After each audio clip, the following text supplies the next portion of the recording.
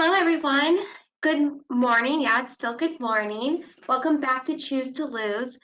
While we're waiting for everyone to continue to pop on, give them a few more minutes, I wanted to give a few end of session reminders as we're wrapping up. First of all, this is our final Choose to Lose final session. We are on our 5th session, so I believe we're in week 9. We still have one more week left to go in terms of tracking our weight and submitting our final weights. But I want to thank all of you for your time throughout this challenge in our program. I know we've had a few new faces for our instructors. We had some technical issues on our last live session as well, so I appreciate you all still showing up, being here, focusing on your health and wellness, and just I hope that you continue to begin implementing all these strategies that we have learned once we do continue and once we end our time together. Also, I would like to remind you to remember to submit your weekly weights. You should be getting those in emails via SurveyMonkey. I am going to be sending in the next day or two. The recorded version, if you'd like to rewatch this, or for anyone who has missed our live session, you'll have a recording of session 5, as well as you will have the past weight trackers as well that I will re-put in there. So that way, if you forgot to or you didn't get the survey link, that you can complete those weekly weigh-ins too. And then next week on the 15th, so next Tuesday, you'll get our final weigh out and we will wrap up our program. So again, we are to the final finish line. So if you have any questions, please do not hesitate to reach out to me, and I would be more than happy to assist. So I think that we've given everyone a few moments, ample time to hop on. I am going to share my screen, and hopefully you all can see our session 5, moving forward, continuing your wellness journey. All right. So yes, again, this is our final session together. So today we are going to be discussing tools and strategies for moving forward. How can you keep implementing what you've learned to continue on this health and wellness journey? So today we will focus on how we can best navigate any challenges or obstacles that we might get thrown at us, that we're presented with as we continue on. The goal of today is going to be to provide information in order to help us feel empowered and to feel like we're able to be independent and successful moving forward. We're also going to discuss ways to get back on track, because face it, that happens to all of us. So get back on track when we fall off the wagon, as the saying goes. And what to do when our weight loss starts to maybe stall or kind of plateau, and how we can stay motivated to continue on the trajectory that we've started. So I'd like us to, if you don't already have your own guidebook pulled up, I encourage you to do so, whether it's paper format, maybe get out a notepad so that way you can take notes or write down any reflection questions that I might ask. Of course, if you don't have anything of that handy, you can just follow along with my screen too. So let's go ahead and move on to page 47, getting back on track. So we're going to start out by reading Carl's story, and I might have to zoom in a little bit just so I can read this. There we go. Hopefully you all can read that a little bit better too. So let's go ahead and read Carl's story. We'll reflect back to Carl a few times throughout the rest of our session. But so Carl is 3 months into a weight loss journey. He has adjusted his food choices, started to cook more often than eating out, and has added physical activity to his weekly routine. He has lost 12 pounds so far. One weekend, Carl goes out of town to visit family. He gets back late on Sunday night and doesn't have time to go to the store or prepare meals for the week as he usually does on Sundays. On Monday, Carl skips his breakfast and gets fast food for lunch. Because he goes out, he doesn't have time for his typical lunch break walk. By the time he gets home, Carl feels too tired to go shopping or cook. As a result, he skips any evening activity and orders pizza instead. This pattern continues throughout the rest of the week. By the weekend, Carl notices he has gained 2 pounds. He's feeling upset and unmotivated. So, does this situation sound familiar? Can you relate?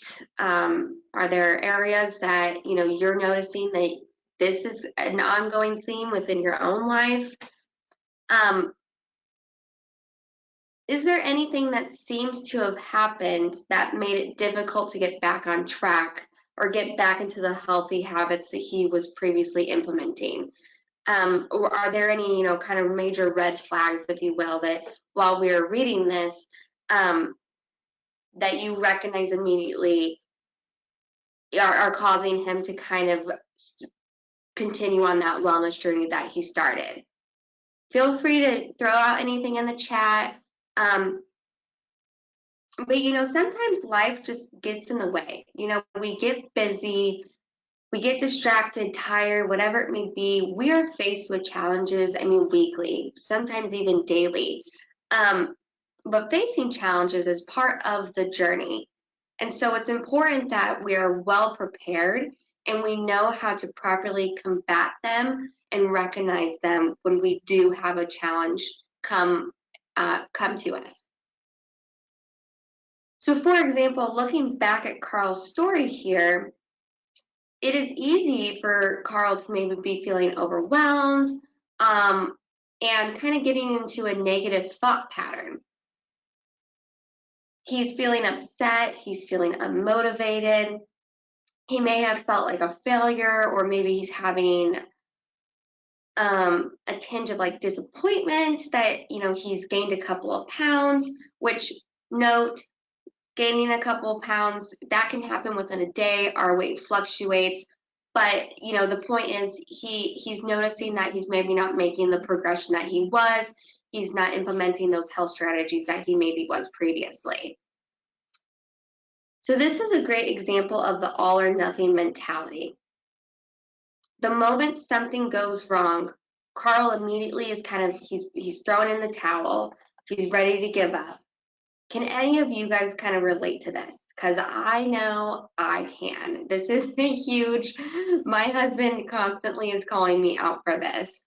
But thankfully, I do have a husband. I have that support. I have someone who is able to recognize this in me when I don't necessarily recognize it in myself, and kind of be an ally for me, if you will, and help me remind me, don't have that all or nothing approach. Don't have that negative thinking pattern, and to help brainstorm and kind of get back on track. This is a very common mentality that so many of us deal with. Like I just said, I deal with it on a daily basis. But it is important to replace any harmful thoughts that we may have with some helpful thoughts.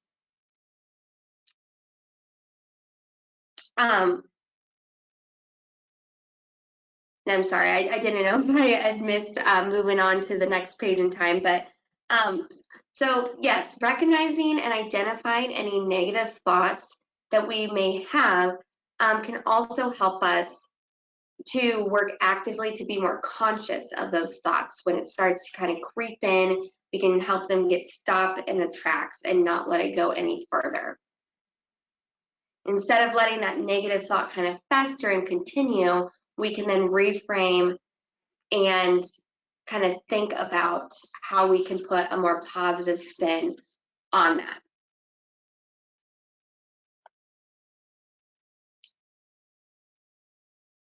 Now, this process, of course, is a lot easier said than done, and it can take a lot of practice in order to implement. So let's look back at Carl's situation at our example again. And we're going to look specifically at when he gained his couple pounds. He instantly thinks of himself kind of as a failure. He's upset, he's feeling unmotivated. One way he could reframe this would be to kind of look at the bigger picture. Hey, he lost 12 pounds. He could say, I know I'm stressed. I know that I kind of just got back from a weekend away. Um, and, my progress isn't necessarily where I'm hoping it would be at this point in time. So here he's recognizing his thought. He's recognizing that negative thought. He could then say, but, and by adding in that but, he kind of is stopping himself from letting that negative thought, kind of fester and progress, right? So, yes, I recognize that, I'm not where I want to be, but my hard work has been paying off. I've been doing this for a few months now. I'm feeling better. I'm seeing, the weight come off. I'm seeing the changes that I'm putting into place take positive effects. So I'm going to now use this opportunity, this small setback that I had to reset. Maybe he's going to, like I said, he was focusing on his success that he's had thus far. He's going to recognize that hiccups are natural, they're going to happen, and he's going to get back to it. So he kind of reframed that negative thought. He saw it happen, he recognized it, he didn't let it fester, he didn't let it progress, and he instead put a positive spin on it, right? That's how we can kind of put this in practice. So I'd like us to move on to page 48 now. Again, if you're following along with your own guidebook, page 48, we're going to personally put this into practice. So again, kind of going back to what we're going to recognize and identify any negative thoughts. We're going to be conscious about stopping that negative thought. We're not going to let it progress. And we're going to reframe it with a positive spin. So I'd like you on your left side of, we have our thunder cloud, our storm cloud here, we have our sunshine. Let's reframe our thoughts. Think back if there's ever been a time, or maybe you're dealing with it now, or maybe you're like, oh yeah, a couple months ago I was really dealing with this or whatever. Or maybe spring break is coming up. Maybe some of you are going with your children, your kiddos to somewhere warm, or maybe you're just going to have some time off, and maybe you're already kind of getting a little like you're seeing this coming in the future, perhaps for yourself.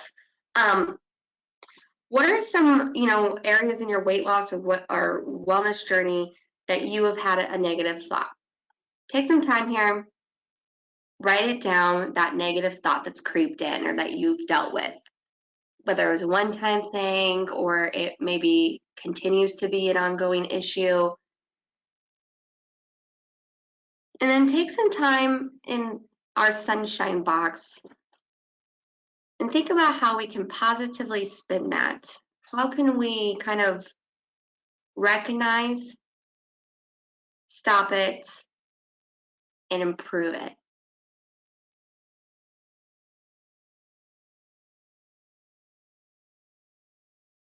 Okay. And if you still are thinking, or maybe you didn't finish this, feel free to continue on while I keep talking through page 48, or you can always come back to this. But now looking at the bottom of page 48, we're going to discuss social supports. Social supports can be a really important key to long-term weight loss, to a long-term successful wellness journey in general, not necessarily just weight loss. Yet it really is an area that can sometimes be overlooked, kind of gets overshadowed, not thought of as much. Social supports can be it can be direct support, it can be encouragement, accountability, sharing just your journey with someone, all of that, and it can help whatever journey you're on be more successful.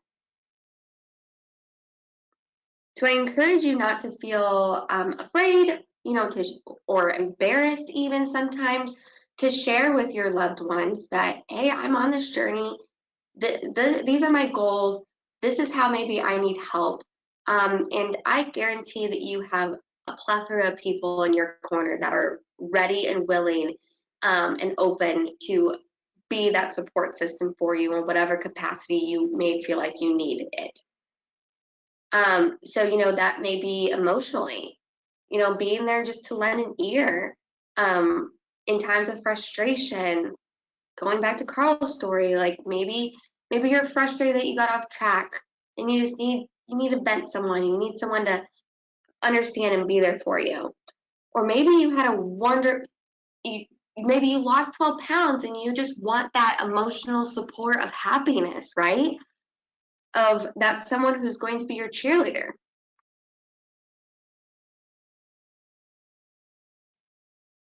They can also assist you logistically.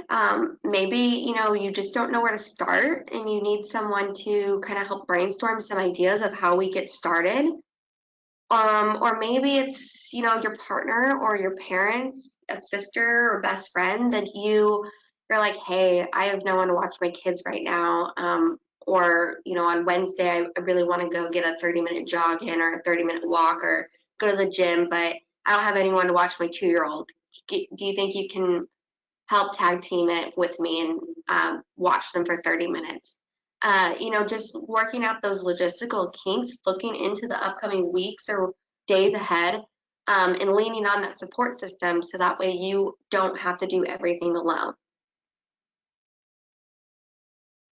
They can also kind of be served as an inspiration. Maybe someone in your, inner corner, or someone that you work with, maybe that they have been on a weight loss journey or wellness journey and they've been open about that. Maybe, you guys can just be each other's support system. Maybe you can just go to them for advice and they can share wisdom. This helped me. And again, snowball ideas to help figure out what maybe practices you could put in place. So that way you can find what works for you. Because remember, one thing that worked for someone doesn't mean it's going to work for you, but you can use them as inspiration or as wisdom to get and gain more knowledge.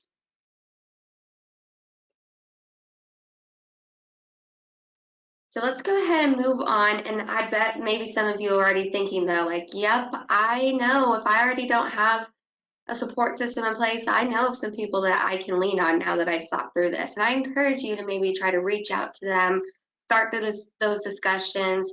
And maybe it's even people here taking this course with you all, right? Maybe you know of other people within Gleaners that can continue kind of your motivation moving forward. You know that you started this program together and you can be those accountability partners. You can be that emotional support system. Hey, this worked for me.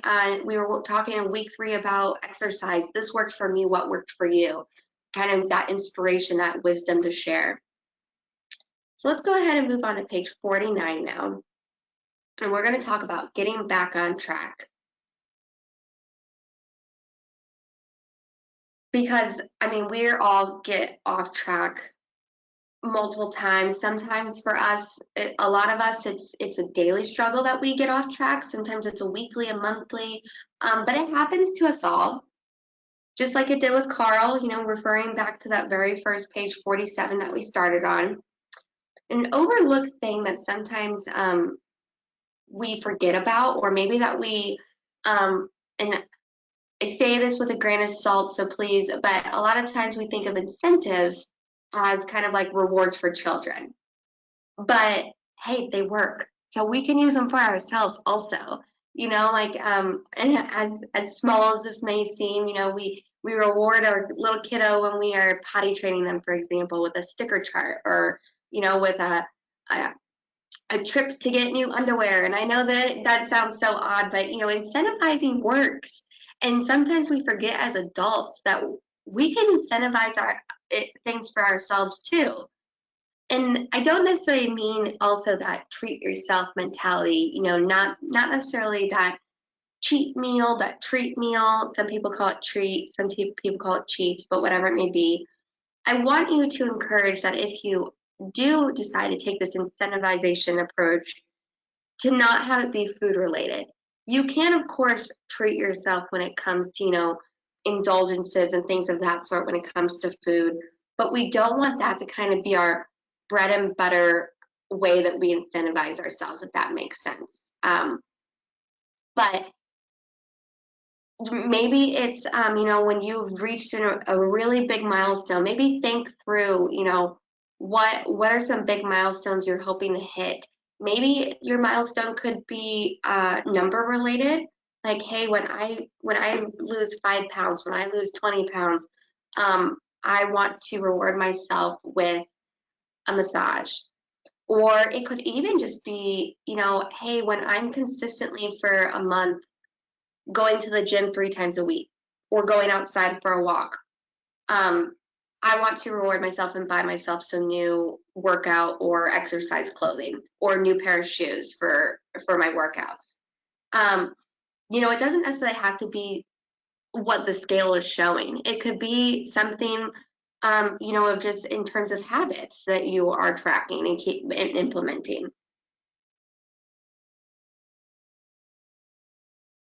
So in the box below these 4 bullet points with some ideas of examples of how you can incentivize yourself. I encourage you to maybe take some time, write down some milestones that you would like to hit, and then some positive incentives that you could see that you may want to attach those accomplishments. So for me, I just got I just got a new treadmill, and I don't really love the current exercise shoes my workout shoes that I have. They're a little bit old. I use them a lot for walking outside. They're just a little bit beat up, and so I would really like it that if I, continue to really use my treadmill, which let's hope, right? That I will buy specific indoor treadmill shoes. That they're just for that, and then I keep my other shoes for outdoor play and things of that sort. That for me is, what I want to make sure though that I'm going to keep up with it. And then I would like to personally incentivize myself with some type of new shoes for that. So maybe think through some other milestones for yourself and how you could incentivize yourself if that's kind of something that you'd be interested in doing. All right, moving on. So when we do get off track, there's usually a reason as to why we're getting off track. And in order to move past that reason, we need to identify that reason first off, of course, and brainstorm some solutions in order to solve the problem. So the 5 basic steps to problem solving would, like we just said, 1, find and describe the problem, brainstorm your solutions, choose the best solutions from that list, make an action plan, and then evaluate.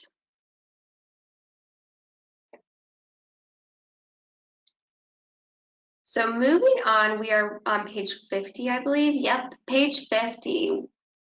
Oh, the dreaded plateau. Unfortunately, a plateau is a common part of a weight loss journey. The body is very smart in the way that it adapts, especially if you've been implementing changes for a while. Your body gets used to that, and it kind of goes into just a flat, steady line. So to get past the plateau, it is important to understand kind of what's going on and be able to identify any potential areas that we can kind of change up and in order to see improvement that we're wanting to see or that we were previously seeing and that maybe we're not anymore. So why are we seeing these plateaus happening and how do we get past it? So the first one, less burn. So let's look at the cause. As you begin to kind of change your food intake and your activity routine, as you're switching that up, meaning you're exercising more than what you were, you're eating better, maybe you're taking in less calories, it's very common to start to see a steady or consistent weight loss therefore happen, right? However, as you begin losing that weight over time, your metabolism actually begins to kind of slow down and you begin burning fewer calories. And therefore, because your metabolism is slowing, you're burning fewer calories, you are not losing as much weight. This is because it's taking less energy to move your now lighter body through just your normal everyday activities like walking, going up the stairs, things of that sort, than what it previously used to. It takes more energy to move a body that is 200 pounds versus a body that is 190 pounds, for example. So in order to continue on that weight loss trajectory that maybe you previously were seeing, but now not, you must therefore burn more energy than what you're taking in, or in other words, you need to be creating a calorie deficit, which I know we've talked about calorie deficits kind of previously all throughout our time together here. So this might mean that you need to decrease your overall calorie goal to match your new lower metabolic rate. Or you may even need to start increasing your activity or switching up your activity in order to add more calorie burn. So maybe it's, you know, you're bumping up in weight size, for example, with your dumbbells. Maybe you're adding on more reps. Maybe you're going 5 minutes longer on your walk. Maybe you are increasing how much food that you're taking in order to give yourself energy to go longer for those workouts. The struggle that it comes with plateaus and weight loss is that sometimes it can be a lot of trial and error to find what works for you. But once you do find that and you kind of nail down and brainstorm, you then kind of get past that plateau and you start to go down on that, you start to go down on that scale again and start seeing those changes happen again. Another reason of muscle loss, when we lose weight, it's just natural that we're going to lose some muscle tissue as well, in addition to fat. However, we want to avoid losing muscle mass as much as possible, of course. And the old saying, kind of the old thought process, I guess I should say instead, that kind of came out of like the 70s, 80s, 90s, time frame was that muscle kind of made us bulky and made us look bigger, and that's not the case. We want muscle on our body. And that's because muscle takes more energy to function, and so therefore, the more lean muscle, the more muscle mass that we are having, the higher your metabolic rate is going to therefore be. So the higher metabolic rate that you have means the more calories you're going to burn throughout the day. So when losing weight, be sure that we are incorporating, strength routines into our workout plan. So that way we're preserving and building lean muscle mass to encourage keeping our metabolism kind of running at that higher rate. And then less discipline. I think this is, there we go.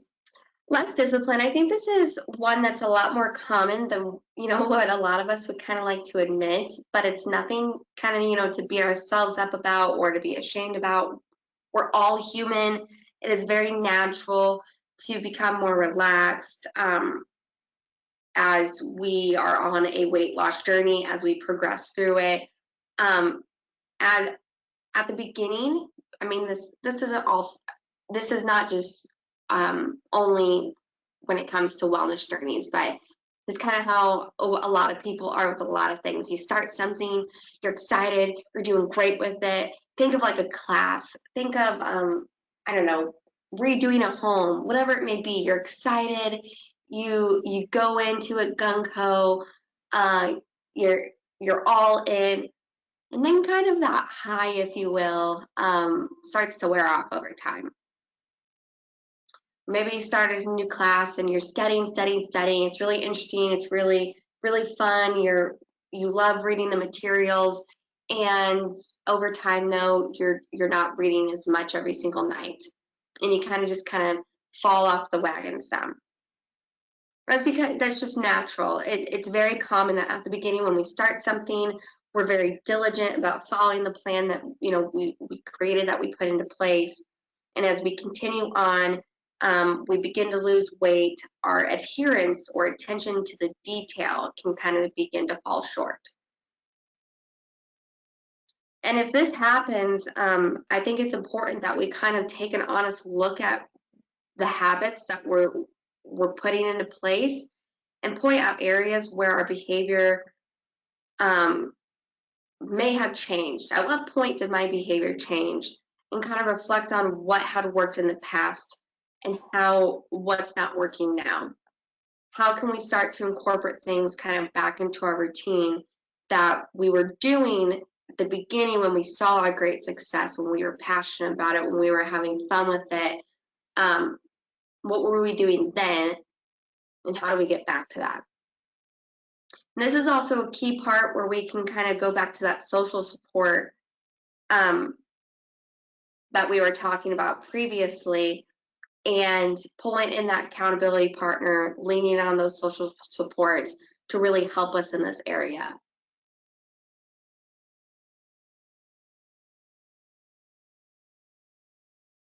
All right, so how do we get past the plateau? Well, to first start with, we need to disrupt what we're currently doing in order to initiate that change, right? So listed here on page 51 are some ideas on how to kind of, elicit that change, how to switch things up, rock the boat a little bit. So yeah, some common questions that we could ask ourselves if we notice that we're in a plateau. Am I eating, and this kind of goes back to what we were just talking about, less discipline. Am I eating the same types and the same amounts of food? Have I changed the snacks or ingredients I have in hand at home? Have I been grocery shopping for healthy foods? Am I eating out more often? Am I as active? Have I become less consistent? Am I adhering and being compliant with the workouts that I started?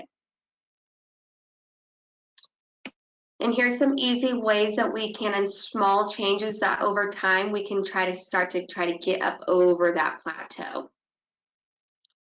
So we can change up our activity. And again, it doesn't have to be something super big. Walking to the furthest restroom.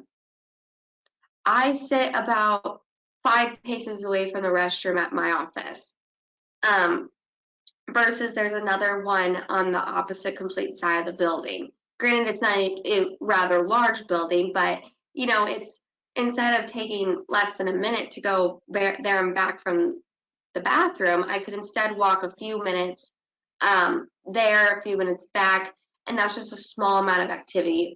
Granted, yes, incorporating strength workouts, increasing my reps, increasing my time, that's amazing, but it doesn't have to be something really overarching and scary. It could be something as small, just going the furthest way to the bathroom, right? Planning ahead, making sure that we're planning out when we're going to exercise, when we're going to meal plan, when we're going to grocery shop, things of that sort. This can also go back to, what was that page that we had? Where was it? With our social support, here we go. Logistically, you can work out with your social support logistically. Hey, I'm planning ahead. I need your help this upcoming Thursday, or whatever it may be. Let's go ahead and go back down to page 51. I think we were back at, so planning ahead, thinking logistically, try tracking again if that was previously working for you. Maybe you were using an app, maybe you were doing a food diary, maybe you were planning out your exercise for what you wanted to do that week. If that was was working for you in the past, we can try doing that again. And switch up our social calendar. Maybe instead of saying, hey, let's meet at wherever for an appetizer. I really miss you, friends. This upcoming Friday, you could say, hey, do you want to come over and we can, you can make a healthy snack or something.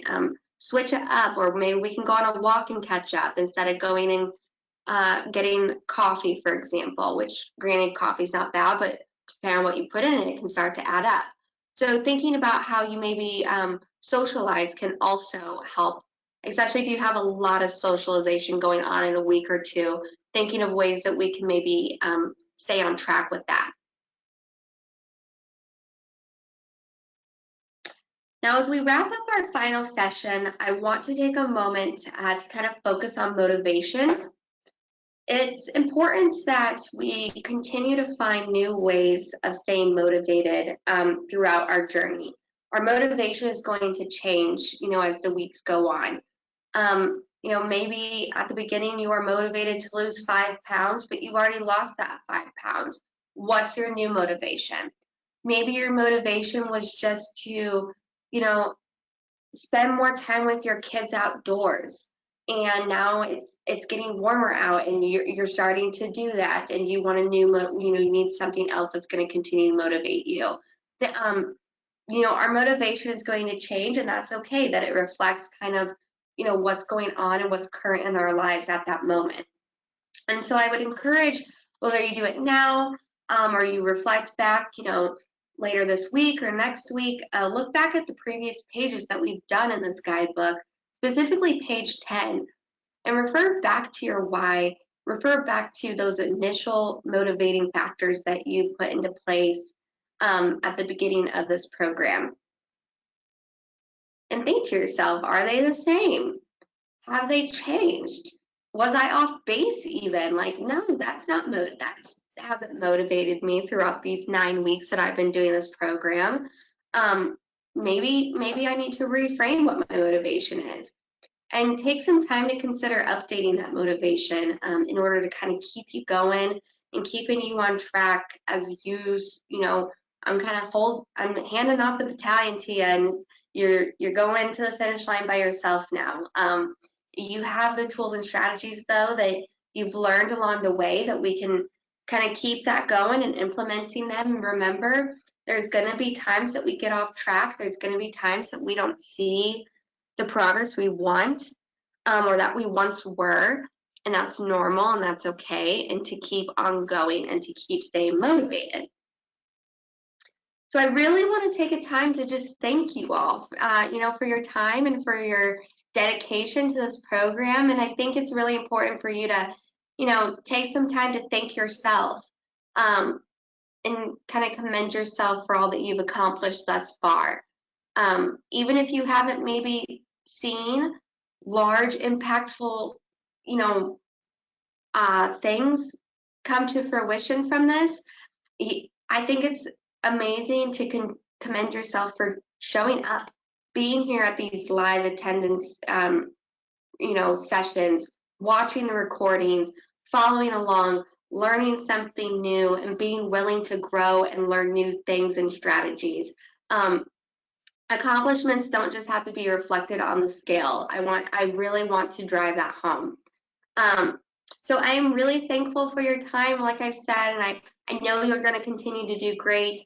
If you feel like you ever need further encouragement, remember, you have your coworkers to lean on, you have your friends, you have your family, but you also have me. Please feel free, email me, reach out to me. I'm happy to brainstorm ideas for you, help you maybe troubleshoot, and also just kind of work with you and be an accountability partner if you feel like you need it.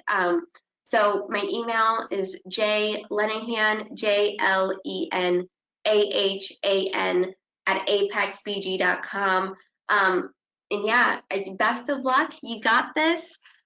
Remember that you will be getting an email the next day or two with this week's weigh-in. You'll also get an email next week with our final week 10 weigh-in as well.